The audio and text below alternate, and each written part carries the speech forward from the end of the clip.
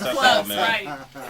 Used to be a club called, you ain't got to go into it. There was a club called Peanuts in L.A., all women's club. Yeah. But every guy in the business tried to get into that club. Well, it was great when there weren't any guys in there. It was Wasn't just all ladies. Yeah. Yeah. And one time I was in there room, and it was just me and Prince and his bodyguards. That's it. Did you have a field day? It was nice. A lot of I conversions? was just sitting there, sitting next to Prince, and he had a whole line of people just. I was like, wow. Wow, man.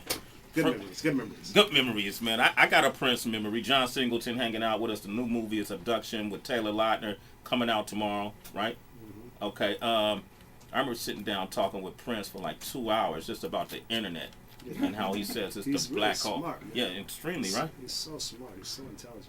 Yeah. He's like a genius. I mean, not just a musical genius, but just a genius overall. What do you think? Because we also talked about like our role in the industries in terms of people of color, and then you and I were talking about how it's interesting with the Transformers series that Tyrese in the beginning was really one of the the attractions. He was a second lead, but I think that throughout the series he didn't get a chance to do what he can really do. Mm-hmm. But the irony is, when you see what this year what he did in the Fast 5, Mm-hmm. you saw like whoa. Yeah. And it's always about the director being, taking a person like that who has all this talent and actually nurturing and doing something with it, instead of just having them in the movie. Mm-hmm. It just as an attraction. Yeah, exactly. And he's a dude, man. He has so much charisma and charm. He's funny, and he can act. And he's just got flavor. He's believable. He's believable, and so he's like my, I call him he's my baby brother. He's also my avatar. Kind of like when I put him in a movie, it's like he's speaking my voice. He's for you what maybe Denzel was for Spike. Yeah. Tyrese is like for you. Okay. In Hollywood, they often, they play it's still the race card in Hollywood in many ways, right? Yeah. So when you see, how did you react when Tyler Perry and when Spike Lee made comments about Tyler Perry, and it seemed like they were going at it in a derogatory way? And it is what it is, but it's strange because I'm like one of these people that I don't believe like attacking any black person publicly. If I approach somebody, I step to them privately to their face, or I call them well, right? And me and Spike, we're friends. He's my big brother. He's the reason I'm in the business. And we made a pact years ago before my first movie came out, never to publicly do any of that stuff. He's never made that pact with anybody else. You know what I mean? Just you? Yeah, Spike. You can't. Yeah, you definitely. But my whole thing about this is, regardless of what anybody feels about the work that Tyler does, the movies and everything, he's proven that you can have a mass industry on an audience, on black people going to those movies and watching television. And so that means that the industry at large is actually shaken because they're like, wow, it's just that he has a monopoly right now on that. There's nobody else making any films for black people except for him. And so the studios aren't really in the business that they want people to go to horror movies, action films, everything else.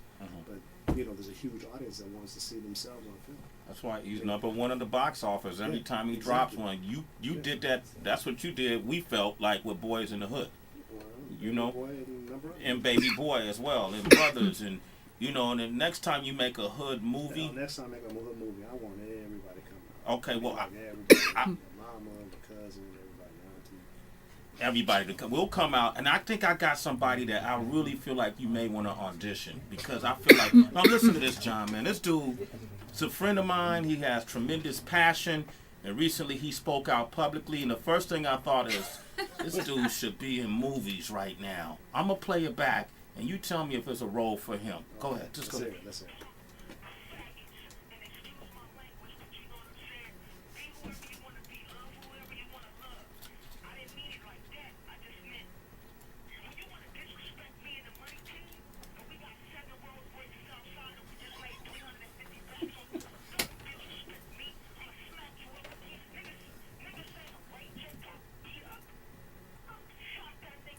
There you go. Ray J! That's Ray J! Did you see the parody of that? I haven't seen it yet. People been parody of with the steak on the eye. I haven't seen it. I got 7 Bentleys. I got 7 Bentleys and everything. Yeah, they brandies, but I got 7 Bentleys outside. Right. But I'm telling you, that passion. I haven't heard passion like that since Pac. Could you take That's that? Not the same. That's not the same. Speak on it. That's blasphemous. Blasphemous? I shouldn't have said that. Okay. Maybe I'll take that back. I'm big enough, man, to retract that statement. It's great. Beef is good, though. Beef. I like beef. You like beef? Because, I mean, we haven't really had no beef. In a long time? Like, Ray J and Fabulous, like, that's... I don't know if that's beef, though. That's more like turkey, ground turkey. Ground. I don't know if that's beef. Ray J, but Ray J's a good, he's a talented dude, man. Yeah, I seen. Yeah. Would you consider working with him? Would you consider working with Ray J? If I was making the right kind of movie, Mr. Marcus was in it. Oh my God. That one. John Singleton, ladies and gentlemen. All right, man. Well, look, I'm gonna make sure I check out the movie this weekend. Abduction with Taylor Lautner. John, man, next time you back in NYC, man, can we hang out, man? Come back up here, all right? Of course, man. All right, congratulations. See Abduction, Taylor Lautner. Congratulations on all your success, too. All right? Thank My you. man. All right, cool. Keep it up. All right, thank you very much, John Singleton. We're going to come back with Celebrity Wire, Sway in the Morning, Shade 4-5. Man, we having a good time here. That was